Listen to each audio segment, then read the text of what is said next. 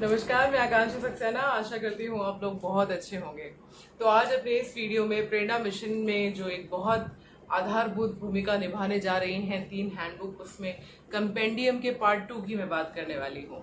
तो जैसे मैं आपको पहले ही बता चुकी हूँ कि कंपेंडियम में टोटल पार्ट 6 हैं।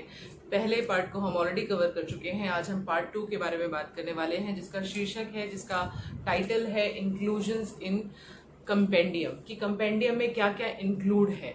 तो जैसे हम पहले बात कर चुके हैं कि कंपेंडियम का उद्देश्य है क्वालिटी ऑफ एजुकेशन, बुनियादी शिक्षा को बेहतर बनाना।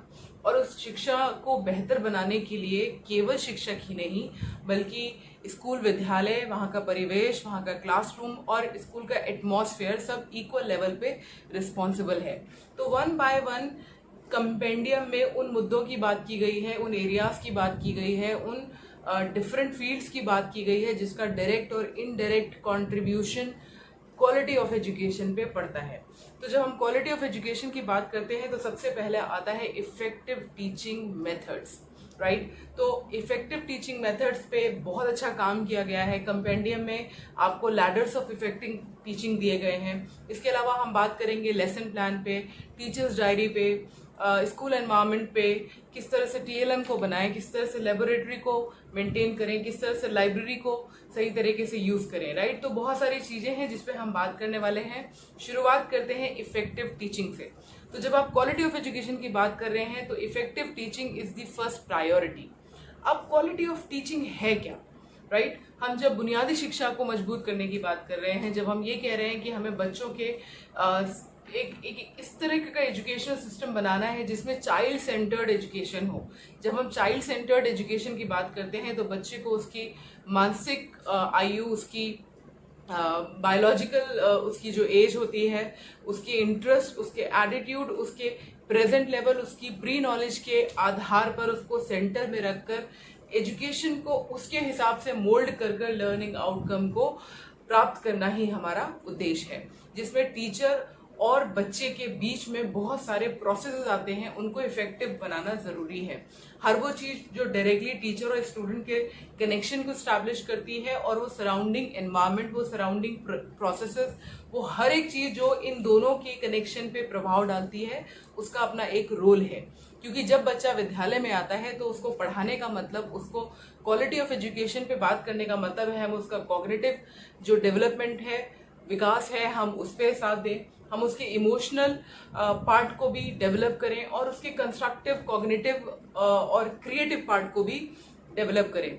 तो जब हम ये कहते हैं कि कॉग्निटिव पार्ट पे हमें काम करना है, बच्चे के कॉग्निटिव डेवलपमेंट पे हमें जोर देना है, तो उसकी अंडरस्टैंडिंग, उसकी नॉलेज, उसकी लर्निंग, राइट। जब हम कहते हैं इमोशनल पार्ट पे, तो वो अपने आप को एक्सप्रेस कर पाए, वो अपने इंटरेस्ट को खोज पाए, वो अपने एटीट्यूड्स पे काम कर पाए, उसका फील्ड ऑफ इंटरेस्ट क्या है वो उसको समझ सके, राइट। और जब हम क्रिएटिव और कंस्ट्रक्टिव फील्ड की बात करते हैं कि बच्चे का वो हमें देखना है, तो बच्चे में किस तरीके की क्रिएटिविटी है, किस तरह से वो कंस्ट्रक्टिव सोच रख सकता है, और किस तरह से उसको वो रियल टाइम में अप्लाई कर सकता है। तो ये तीनों चीजों को, कॉग्निटिव, इमोशनल और कंस्ट्रक्टिव एंड क्रिएटिव पार्ट को डेवलप करने के लिए effective teaching is the first requirement. आप जब क्वालिटी एजुकेशन की बात करेंगे तो सबसे पहले आपको बात करनी पड़ेगी इफेक्टिव टीचिंग की। इफेक्टिव टीचिंग के लिए कंपेंडियम में एक लैडर ऑफ इफेक्टिव टीचिंग दिया हुआ है, जिसको आप मार्गदर्शक सूत्र या फिर गाइडिंग फॉर्म्स भी कहते हैं। ये बड़ा इंटरेस्टिंग है क्योंकि A to Z जितने हमारे अल्फाबेट्स होते हैं, जितने हमारे लेटर्स होते हैं, 26 लेटर्स में इनको समाने की कोशिश की गई है। तो इनके अल्फाबेटिकल ऑर्डर्स को उठाते हुए एक एक टर्म हम देखेंगे और बहुत ब्रीफ में समझने की कोशिश करेंगे। तो एक एक अल्फाबेट उठाते हुए उसको एक नाम दिया है, और उसके बाद वो टीचर पे करना है या बच्चे पे करना है या एनवायरनमेंट पे किया है, ये इसमें कंपेंडियम में बहुत साफ तरीके से दिया हुआ है। टीचर्स डू, मतलब टीचर्स को क्या करना है, बच्चे के साथ करना है या एनवायरनमेंट पे काम करना है। तो शुरुआत करें हम ए से। This is something I am going to see from here.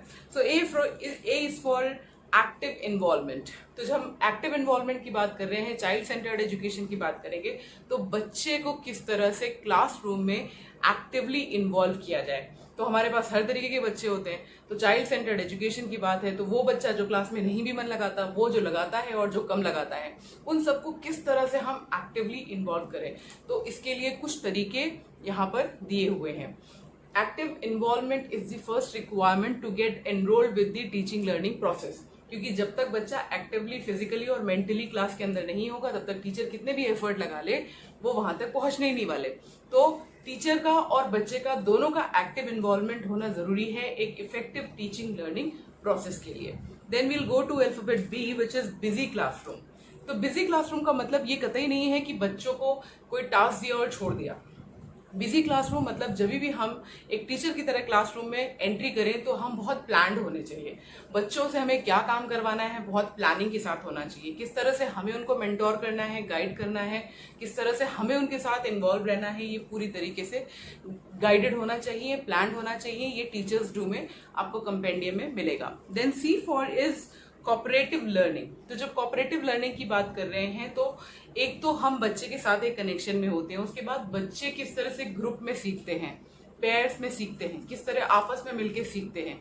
तो कोऑपरेटिव लर्निंग का कल्चर जिसमें एक अच्छा बेहतर इंटरेक्शन हो और इफेक्टिव और एफिशिएंट लर्निंग पे बात हो सके, right. Then we have D से डेमोन्स्ट्रेशन। तो कुछ ऐसे आप देखेंगे ये जो ABCD का इन्होंने एक्सप्रेशन इसमें रखा हुआ है कंपेंडियम में, वो आपको बहुत सीरियल वाइज नहीं लगेगा। कुछ चीजें इमोशनल पार्ट पे काम करती हुई दिखेंगी, तो कुछ कॉग्निटिव पार्ट पे काम करती हुई दिखेंगी, तो कुछ क्रिएटिव पार्ट पे काम करती हुई दिखेंगी, तो कुछ टीचर और बच्चे के बीच में एक सामंजस्य बिठाते हुए दिखेंगी, कुछ रिसोर्सेज के मैनेजमेंट को लेके हुए दिखेंगी, और कुछ आपको लगेगा कि यहाँ पर थोड़ा सा एक मोटिवेशन की बात भी हो रही है। तो ये केवल एब्रिविएशन है एक पर्टिकुलर अल्फाबेट को लेते हुए। तो सी से हमारे पास I have already talked about, so I was talking about demonstration. तो कुछ सब्जेक्ट ऐसे हैं जिसपे रियल टाइम सिमुलेशन की जरूरत होती है, मॉडलिंग की जरूरत होती है, तो टीचर करके दिखाए। अगर आप पर्यावरण पढ़ा रहे हैं, आप विज्ञान पढ़ा रहे हैं, तो बहुत जरूरी है कि चीजों को समझाने से बेहतर है आप प्रैक्टिकल फॉर्म में, अगर आप एक फूल की बनावट दिखा रहे हैं तो आप फूल तोड़ें और बच्चे को एक एक पार्ट अलग करके दिखाएं। Demonstration, simulation, modelling, right, for effective learning. Then we have F for feedback. Feedback is really very important, क्योंकि फीडबैक आपको बताता है आप कहाँ तक पहुंचे, कितना पहुंचे और कितना चलना बाकी है। तो बच्चों में ये आदत डालना कि वो अपने जो उन्होंने सीखा है वो कहाँ तक सीखा है, और टीचर को खुद वो फीडबैक लेना अपने लिए और बच्चों को खुद को असेस करना, ये इन दोनों चीजों में बहुत इंपॉर्टेंट है एक इफेक्टिव टीचिंग लर्निंग एनवायरमेंट के लिए। Then we have G for goal setting, which is really important. जो हम कह रहे हैं बार बार लर्निंग आउटकम को फोकस करेंगे, उसको फोकस करते हुए हम अपने आगे के काम करेंगे। तो गोल बहुत साफ है, कक्षा, उसके विषय और उसके लर्निंग आउटकम को फोकस करते हुए अपना लेसन प्लान टारगेट करें और बच्चों को उसी हिसाब से इफेक्टिव टीचिंग के थ्रू पढ़ाएं, right. Then we have H for humour. तो अगर हम मैकेनिकल हो जाएंगे, अगर हम आर्टिफिशियल हो जाएंगे तो बच्चों का मन क्लास में नहीं लगेगा। तो टीचर जब भी बच्चों के साथ इंटरेक्ट करे तो ह्यूमर क्रिएट करते हुए रुचिपूर्ण शिक्षण में भरोसा रखें, बीच बीच में हंसते रहें, मुस्कुराते रहें, नेचुरल रखें अपनी पढ़ाई को, ताकि बच्चों को लगे ही ना कि कुछ नया हो रहा है उनके साथ। तो बहुत नेचुरल वे में, एफिशिएंट वे में effective teaching learning environment establish होगा और क्वालिटी ऑफ एजुकेशन 100% बढ़ेगी। Then we have I for individual needs.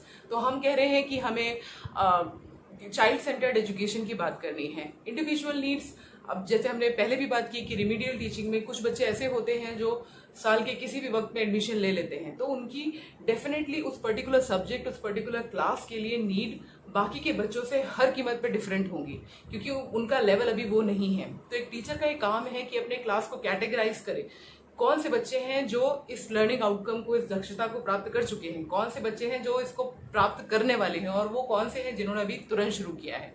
तो ये बहुत जरूरी है ताकि हर बच्चे की पर्सनलाइज नीड को, इंडिविजुअल नीड्स को फोकस किया जा सके, उनको उनके अनुसार की एजुकेशन दी जा सके, जो कि इफेक्टिव टीचिंग के लिए बहुत इंपॉर्टेंट है। Then J for we have journal of teaching. Journal का मतलब होता है जब हम रेगुलर राइटिंग करते हैं फॉर अ पर्टिकुलर प्रोसेस, कि मैंने आज क्या किया, मैं आज कहाँ तक पहुंची। तो टीचिंग में आपने किस लर्निंग आउटकम पे काम किया, कितना काम किया, ये बहुत मेंशन करना जरूरी है। ये एक तो आपका डॉक्यूमेंटेशन के लिए जरूरी है और दूसरा ये आपको खुद बताता है कि मैं कहाँ तक पहुंची, मेरी प्रोग्रेस कहाँ तक है। तो journal writing means when you write on daily basis about a particular thing which you do in your day to day life. When it comes to teaching, तो हम इफेक्टिव टीचिंग लर्निंग की बात कर रहे हैं। देन वी हैव के for knowing the learner, which is really very important. हम जिसके साथ काम करने वाले हैं, जिसके लिए काम करने वाले हैं और जिसको इम्प्रूव करने वाले हैं, हमें बहुत जरूरी है ये पता लगना कि हमारे सब्जेक्ट क्या है, हमारे लर्नर का प्री नॉलेज क्या है, प्रेजेंट नॉलेज क्या है, वो कहाँ पर कमजोर पड़ता है, उसे क्या नहीं आता, वो किस तरह से सीखता है, वो कहाँ तक सीख सकता है। तो अपने लर्नर को जानना बहुत जरूरी है क्योंकि वो आपको एक प्लेटफॉर्म देता है कि आप कहाँ से शुरू करें, right. Then we have linking learning, very important.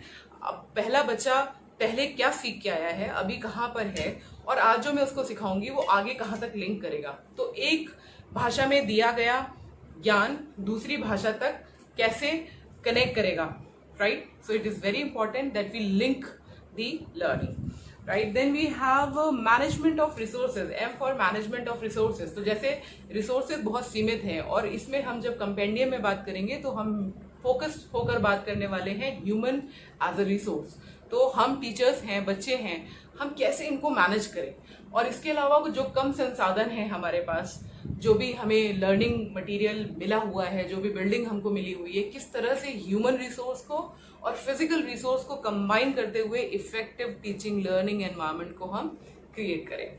उसके बाद है हमारे पास नेगोशिएशन। नेगोशिएशन का मतलब है बातचीत, टीचर और बच्चे के बीच में बातचीत, बच्चे और बच्चों के बीच में बातचीत। उनको ऐसे एग्जाम्पल्स दें, उनको ऐसे स्टोरी दिखाएं जिससे हमारे बीच में एक इंटरेक्शन स्टैब्लिश हो सके, बातचीत हो सके, हम उनको समझ सके। क्योंकि जब तक हम ओपन नहीं होंगे एक दूसरे से, तब तक ना तो टीचर बच्चे को समझ पाएगा, ना बच्चा टीचर के साथ एक प्रॉपर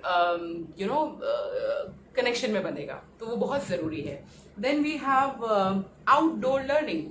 तो ये टीचर का बहुत इंपॉर्टेंट काम है कि केवल इंडोर लर्निंग ही नहीं, क्लासरूम एनवायरनमेंट में ही लर्निंग ना हो, बाहर के लिए भी सीखने की गतिविधियों को वो प्लान करें। किस तरह से आउटडोर लर्निंग के थ्रू मैं कौन सा चैप्टर पढ़ा सकती हूँ, कौन से लर्निंग आउटकम पे मैं किसी आउटडोर एक्टिविटीज को प्रिपेयर करके बच्चों को थोड़ा चेंज कर सकती हूँ, बच्चों को थोड़ा एक अलग एनवायरनमेंट दे सकते हैं लर्निंग का। तो इफेक्टिव टीचिंग के लिए ये बहुत इंपॉर्टेंट है, मोनोटनी को तोड़ने के लिए ये बहुत इंपॉर्टेंट है।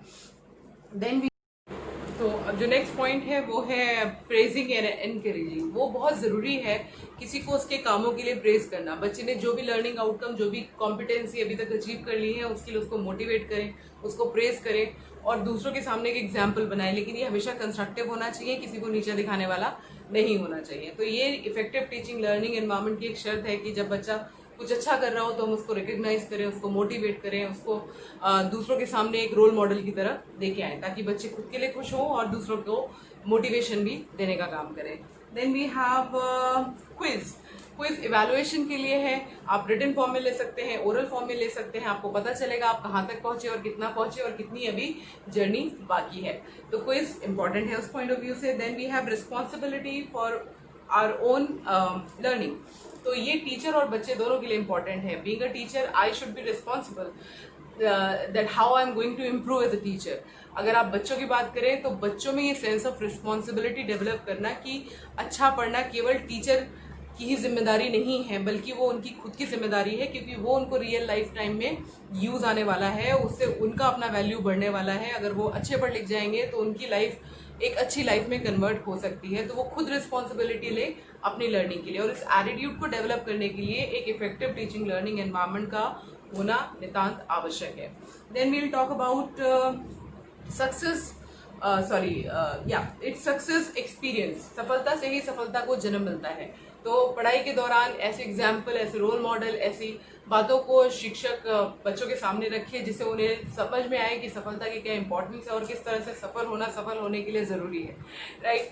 तो अब देखिए ये जो डिफरेंट पॉइंट्स हैं वो कहीं कॉग्निटिव पार्ट पे काम कर रहे हैं, तो कहीं इमोशनल फ्रंट पे काम कर रहे हैं, तो कहीं कंस्ट्रक्टिव और क्रिएटिव पार्ट पे काम कर रहे हैं, कहीं मोटिवेशन दे रहे हैं, तो कहीं एक पृष्ठभूमि बनाने की कोशिश कर रहे हैं जहां पर टीचर और बच्चे में ना केवल पढ़ाई का कनेक्शन हो जाए बल्कि एक पर्सनैलिटी डेवलप होके आए, एक रियल टाइम चैलेंज को फेस करने की कौशल का विकास हो। राइट। तो आगे बढ़ते हैं। Then we have team teaching and collaborated effect. Team teaching का मतलब ये है कि जब भी हमें ज़्यादा बच्चों में इफेक्टिव टीचिंग लर्निंग एनवायरनमेंट को क्रिएट करना है तो हम मिक्स्ड टाइप ऑफ लर्निंग को इम्प्लीमेंट करें, ग्रुप में पढ़ाएं, ग्रुपिंग करें, पेयर्स में पढ़ाएं, बच्चों को मौका दें छोटे छोटे प्रोजेक्ट पे काम करने का जिसमें वो ग्रुप पे काम करें। इससे टीम बिल्ड होता है और कोलैबोरेटेड फॉर्म में कलेक्टिव होकर काम करने की आदत आती है जो जिंदगी में आगे तक भी बच्चों को बहुत मदद करती है। Then we have unexpected encounters. तो ये टीचर्स के लिए होता है, कई बार पढ़ाते पढ़ाते बच्चे हमें कुछ क्वेश्चन कर देते हैं जिसका हमें आंसर नहीं पता होता, तो आंसर देते समय गुस्सा ना करें, ना बच्चे को डिस्करेज करें उस क्वेश्चन को पूछने के लिए, या फिर अगर आपसे कभी पढ़ाते समय कोई गलती हो जाए तो बिल्कुल हेजिटेट ना करें एक सॉरी कहने में। तो अनएक्सपेक्टेड एनकाउंटर्स को किस तरह पॉजिटिवली हैंडल करता है ये कंपेंडियम में आपको कुछ बिंदुओं के द्वारा बताया गया है। Then we have variety. When you talk about variety, तो पढ़ाई कराने के लिए एक इफेक्टिव टीचिंग लर्निंग एनवायरनमेंट बढ़ाने के लिए किस तरह से डिफरेंट टाइप्स ऑफ एक्सपीरियंस को हम बच्चों तक पहुंचाएं। पढ़ाई का केवल एक ही तरीका ना हो, डिफरेंट तरीकों से बच्चों को एक कॉन्सेप्ट की क्लैरिटी हम देना बहुत अच्छा है। तो अनुभव की विविधता बहुत जरूरी है ताकि बच्चों का एक्सपोजर बड़ा हो, उनको समझने की उनका स्कोप बढ़े और वो चीज़ों को डिफरेंट एंगल से, डिफरेंट तरीकों से, एक्टिविटी, रीडिंग, लर्निंग, दूसरों से सीखना, इन सब से एक समावेशित फॉर्म में करते हुए इफेक्टिव टीचिंग लर्निंग को पा सकें। Then we have working atmosphere. तो आप जब वर्किंग एटमॉस्फेयर की बात करते हैं तो एक तो क्लासरूम का एनवायरनमेंट होता है, एक आपका मेंटल एनवायरनमेंट भी है और एक तरह का एक स्कूल एनवायरनमेंट भी है। तो इस तरह का एटमॉस्फेयर बनाए कि हर कोई एक दूसरे को प्रमोट करे, बच्चों को सीखने के लिए एक पुश मिलता रहे, एक इफेक्टिव एनवायरनमेंट मिलता रहे जिसमें वो खुल के सीखें और हर वो चीज़ जो उनके सीखने में सहायक है वो उसको हमें कैसे मेंटेन करना है, कैसे उसकी शुरुआत करनी है और कैसे उन तक पहुंचना है, ये भी टीचर का टू डू टास्क में आता है जो कंपेंडियम में बहुत अच्छे से मेंशन है। Then we have X ray for evaluation. तो कंपेंडियम कहता है कि हर टीचर को एक एक्सरे टेक्नीशियन की तरह होना चाहिए जो बच्चे को देखते ही पता लगाए कि हमारा बच्चा कहाँ पर है, उसकी लर्निंग कहाँ तक पहुंची, उसने लर्निंग आउटकम को कहाँ तक अचीव किया, right. Then you have U. Y for you? U मतलब आप मतलब आप अपने आप को एक टीचर की तरह कैसे महसूस करते हैं, कितना सशक्त महसूस करते हैं, किस तरह से अपने बच्चों के साथ कनेक्ट कर पाते हैं, किस तरह से अपने प्रोफेशनल डेवलपमेंट पे काम करें कि आप बच्चों पे और इफेक्टिव टीचिंग लर्निंग एनवायरनमेंट पे बेहतरीन तरीके से अपनी प्रदर्शन को दे पाए। Then you have Z which is the last मार्गदर्शक सूचक, दैट इज कॉल्ड ज़ील। तो जब आप क्लासरूम एनवायरनमेंट में काम करें तो पूरी उमंग के साथ काम करें, खुलकर काम करें, जिंदा दिली के साथ काम करें ताकि कोई भी आर्टिफिशियलिटी ना हो, लर्निंग आउटकम पे, दक्षताओं पे काम रियल टाइम में हो, बच्चे उनको सीखें और अपनी रियल टाइम लाइफ में उसको इम्प्लीमेंट भी कर पाएं, जिसके लिए आप भी उत्साहित दिखें, बच्चे भी उत्साहित दिखें और एक अच्छा एनवायरनमेंट बन पाए। तो ये 26 गाइडलाइन फॉर्म्स थी जिनको हम मार्गदर्शक सूत्र भी कहते हैं।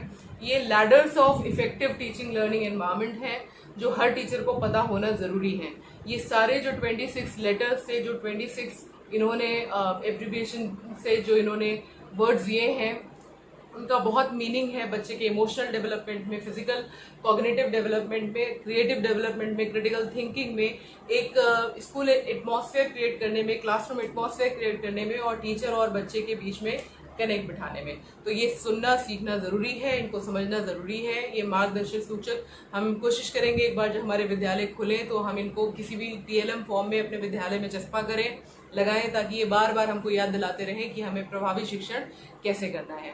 कंपेंडियम में इस सेकंड भाग में प्रभावी शिक्षण के बाद बात की गई है लेसन प्लान पे, कि किस तरह से टीचिंग लेसन प्लान और लेसन प्लान हम बनाएं, किस तरह से लर्निंग आउटकम को फोकस करते हुए, एक्टिविटी बेस्ड मेथड को यूज करते हुए, दक्षताओं पे कॉन्सेंट्रेट करते हुए, लिमिटेड टाइम फ्रेम में ज्यादा से ज्यादा बच्चों की नीड के अकॉर्डिंग हम लेसन को डिलीवर करें इफेक्टिव टीचिंग के थ्रू, राइट। तो इसमें आपसे जिस पॉइंट पे भी बात की जाएगी उसका एक उदाहरण जरूर दिया हुआ है ताकि आपको बिल्कुल रोल मॉडल क्रिएट किया हुआ साफ मिले और आपको पता है कि आपको करना कैसे है। तो आपको कंपेंडियम में आदर्श मॉड्यूल भी मिलेंगे और in terms of lesson plan कैसे बनाने हैं, टीचिंग प्लान कैसे बनाने हैं। Then teacher's diary. Teacher's diary बहुत ज़रूरी है, वो हमें बताती है कि हम कितना चले और कैसे चले, कितने लर्निंग आउटकम हम कितने बच्चों पर कवर कर चुके हैं, कहाँ पर हमें और करना है। तो ये आपका डे टू डे रिकॉर्ड है जो आपको अपनी प्रोग्रेस बताता है। फिर इसमें भी एक फॉर्मेट दिया हुआ है, कौन से दिन क्या पढ़ाया, कितना पढ़ाया, कौन सा लर्निंग आउटकम पे काम किया। तो मुझे लगता है ये बहुत मदद करेगा हम लोगों को और मैनेज होने में। हम लोग इसे पिछले कई सालों से प्रैक्टिस में ऑलरेडी ला रहे हैं, लेकिन क्योंकि एक फॉर्मेट है तो और भी ज़्यादा इसकी इंपॉर्टेंस है in terms of maintaining your progress in order to where did we reach in terms of gaining the learning outcome, right. तो टीचर्स डायरी की बात हो गई, लेसन प्लान की बात हो गई, फिर दे डिड टॉक अबाउट कैसे लाइब्रेरी मेंटेन करनी है, कैसे उसको यूज करना है, कैसे बच्चों को वहां तक पहुंचाना है, कैसे बच्चों और किताबों के बीच में कनेक्शन सेट करना है, किस तरह से उनका रख रखाव करना है, किस तरह से बच्चों की नीड के अकॉर्डिंग बुक्स को लाना है और बच्चों को एक आदत में डालना है कि उनकी रीडिंग हैबिट बने, उनका एक्सपोजर बुक्स को लेकर अलग हो ताकि टीचर ना भी हो तो भी वो उनको अप्रोच कर सके। देन वी हैव लेबोरेटरी, प्रयोगशालाएं। तो हर सब्जेक्ट के लिए कुछ ऐसे सब्जेक्ट हैं जिनके लिए हमें प्रैक्टिकल एक्सपीरियंस की जरूरत है, और जब तक हम प्रैक्टिकली उनको ना करें तब तक हम नहीं सीख सकते। तो वो कैसे करना है, कब करना है, कहाँ करना है, ये सारी चीजें आपको वहाँ मिलेंगी। आईसीटी का यूज हम लोग कैसे करें इसमें इंक्लूड है। इसमें इंक्लूड है कि किस तरह से हम लोग मॉर्निंग इवनिंग की असेंबली को मेंटेन करें, उसमें कैसे करिकुलर एक्टिविटीज को कराएं, राइट। तो आप देखिए जो इंक्लूजन है कंपेंडियम के पार्ट 2 में, वो मोटा मोटी आपको एक प्रभावी शिक्षण में यूज किए जाने वाली हर वो चीज जो डायरेक्टली और इनडायरेक्टली क्लासरूम को एम्पावर करती है, टीचर को एम्पावर करती है, बच्चे को एम्पावर करती है, स्कूल एटमॉस्फेयर को एम्पावर करती है, बिल्डिंग को एम्पावर करती है, और इन टोटलिटी सोसाइटी के साथ आपका कनेक्ट, आपका बच्चे का कॉग्निटिव डेवलपमेंट, उसका इमोशनल डेवलपमेंट और उसका जो प्रैक्टिकल साइड ऑफ नॉलेज है उसको कैसे एम्पावर करें, हर वो चीज के बारे में बताया गया है, डिटेल में बताया गया है, फॉर्मेट्स दिए हुए हैं ताकि कहीं कोई कंफ्यूजन ना रहे। तो पिछले वाले वीडियो में मैंने आपको ये बात बोली थी कि अगर जैसे हम कभी लॉ के बारे में कंफ्यूज होते हैं तो वी डायरेक्टली रेफर दी संविधान। तो अगर आप एक टीचर होने के नाते किसी भी पॉइंट पे थोड़े से भी कंफ्यूज हैं तो आपके पास एक रेफरेंस बुक है जिसको आप कभी भी चेक कर सकते हैं to get the right answer, right. तो आशा करती हूँ ये भाग 2 आपको समझ आया होगा। ये बहुत ब्रीफ में कवर करने की कोशिश की गई है। बस उद्देश्य ये है कि आपको ये समझ में आए कि कंपेंडियम में किन किन मुद्दों पे बात की गई है। इन सबको हम ऑलरेडी व्यवहार में ला रहे हैं, अब बस ये बहुत सटीक है, स्टैंडर्ड फॉर्मेट है जिसपे मैं और आप बहुत आसानी से काम कर सकते हैं। तो चाहे वो इफेक्टिव टीचिंग मेथड हो, उसमें जो लैडर्स दिए हुए हैं, ladders to effective teaching A to Z का जो इन्होंने कॉन्सेप्ट नया लाया है, ये नया है, हम लोग को सीखना चाहिए किस तरह से हम इसको इम्प्लीमेंट कर पाएं। फिर लेसन प्लान और टीचिंग प्लान में अपना अंतर है। टीचिंग प्लान को लर्निंग आउटपुट पे फोकस करके बनाएं और उसको इम्प्लीमेंट करें। Activity based method of teaching learning को लर्निंग आउटकम से रिलेट करते हुए कैसे जोड़ें, कैसे बनाएं, कैसे उसको इम्प्लीमेंट करें। टीचर्स डायरी की क्या वैल्यू है, कैसे बनाना है, कैसे किस फॉर्मेट पे अपने आप को ढालना है, सब कुछ इसमें दिया हुआ है। आईसीटी का यूज कैसे हो, लाइब्रेरी कैसे मेंटेन करें, लेबोरेटरी कैसे बनाएं, किस तरह से स्कूल को टीचिंग लर्निंग बिल्डिंग मटेरियल में कन्वर्ट, बिल्डिंग को टीचिंग एड की तरह कन्वर्ट करें, किस तरह से टीएलएम को यूज करें, किस तरह से आईसीटी को रिलेट करें इन सब चीज़ों से, और किस तरह से बच्चे का सर्वांगीण विकास हो सके, सोसाइटी को, बच्चे को, टीचर को और स्कूल एनवायरनमेंट को एक कॉम्पोजिट फॉर्म में देखें। तो पार्ट 2 में ये सब कुछ दिया हुआ है, सब चीज़ों के एग्जाम्पल्स हैं और एग्जाम्पल्स के साथ साथ हर चीज़ का फॉर्मेट दिया हुआ है। तो आपके पास हर चीज़ रेडीमेड है, बस आप जाएं, देखें, उसमें अपनी सिचुएशन को, अपने क्लास, अपने सब्जेक्ट, अपने लर्निंग आउटकम को डालें और सब चीज़ आपके लिए रेडीमेड है। तो आई होप ये वीडियो आपको मदद करेगा कंपेंडियम के पार्ट 2 इंक्लूजन इन कंपेंडियम में जिन जिन चीज़ों के बारे में बात की गई है, जिसमें मेन था प्रभावी शिक्षण, और प्रभावी शिक्षण के ladder of effective teaching which are like 26 A to Z। आशा करती हूँ ये आपको पसंद आया होगा। आप प्लीज़ इसको अच्छे से देखें। कल मैं एक और वीडियो बनाऊंगी जो कि पार्ट 3 पर होगा। तब तक के लिए खुश रहें, आबाद रहें, और अगर आपको मेरे द्वारा बनाए गए वीडियोस अच्छे लगते हैं तो प्लीज़ उनको लाइक करें, सब्सक्राइब करें और आगे शेयर जरूर करें। Thank you so very much. Take care. Good night.